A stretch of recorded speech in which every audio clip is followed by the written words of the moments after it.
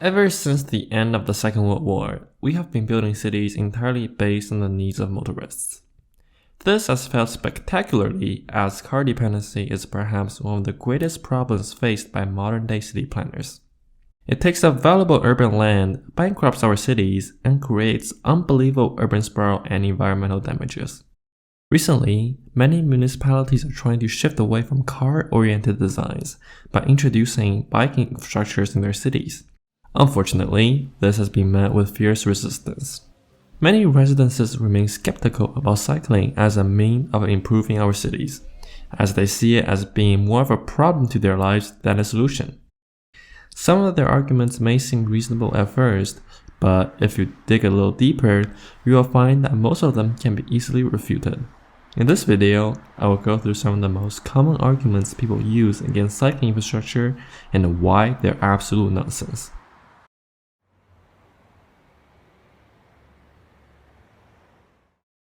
This is probably the most common argument I hear whenever the topic of bike infrastructure is brought up, and the solution is simple. It is not too late. The best time to build a bike-friendly city was 50 years ago. The second best time is now. Netherlands' bike infrastructures, public transit network, and medium-density housing did not pop up suddenly overnight.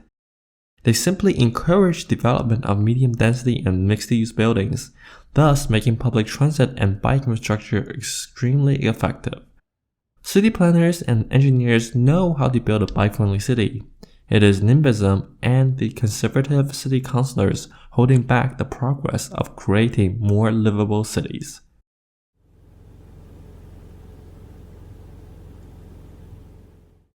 While it is true that the climate of this country is very hostile sometimes, it is no excuse not to develop proper bike infrastructure. Incidentally, freezing weather is also a great challenge conquered by many of the most bike-friendly cities in the world. Most roads in Canada undergo winter maintenance. Why can't we do the same thing to bike lanes?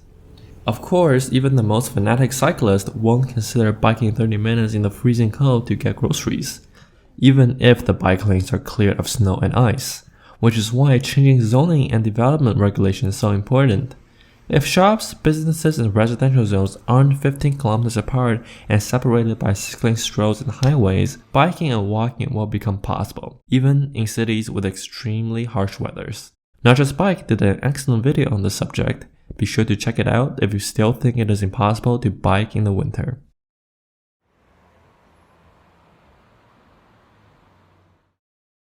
This is perhaps the most common argument against biking structures from car owners. People think that it will simply take up too much essential roadside parking spaces for residences, visitors, and tourists if we install bike lanes. But this is not the case at all. Take a look at the street in downtown Montreal. This road was created in 1966, back when car-dependent city planning was the only way to develop cities. The road was so over-designed that it is possible to include a fully segregated bike lane, on-street parking spaces, and 2 lanes dedicated to automobile traffic. Due to their over-designed nature, North American downtown roads usually have enough space to build on-street parking and dedicated biking structures, all the while maintaining the same level of access for motorists.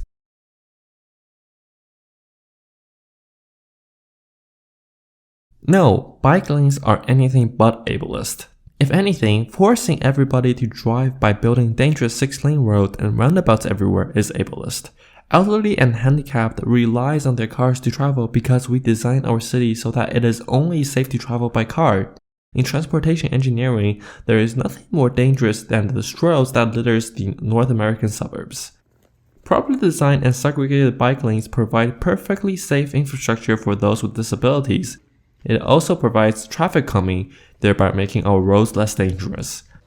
Building cycling infrastructure does not make our cities unlivable. Instead, it creates a more friendly environment for everyone.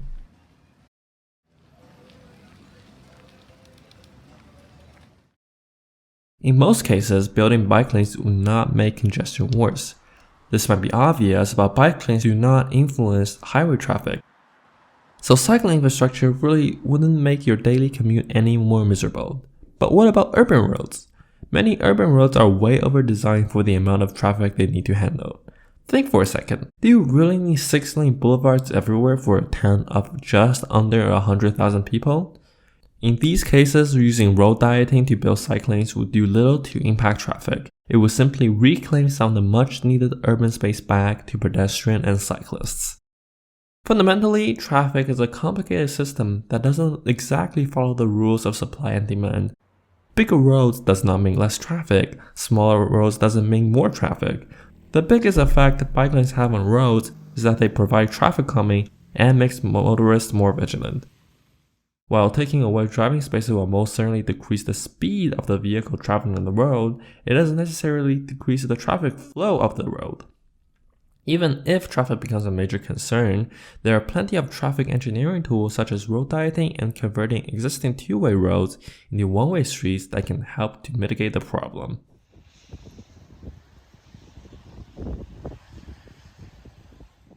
In many car-oriented cities, downtown businesses will often argue to forego bike infrastructures in order to have more parking spaces and wider roads for an easier access to their business. But for the very same reason why car-dependent strip malls are dying off, building wider roads and more parking spaces will not help boost their sales. On the other hand, building cycle lanes will bring more traffic, as bikes are significantly more efficient at transporting people than cars. Commercial streets in bike-friendly cities are flourishing not because of the massive parking lots and gigantic roads. It came from creating a friendly environment that encourages people to walk and bike around. These are just some common arguments people have used as an excuse to not build more bike infrastructure in our city. Some of them have some mirrors behind them, some of them are just downright ignorant of basic traffic engineering concepts. In my next video, I'll address some other arguments against cycling infrastructure. If you have enjoyed this video, please leave a like and subscribe. As always, this is the Transportation Channel, and I will see you next time.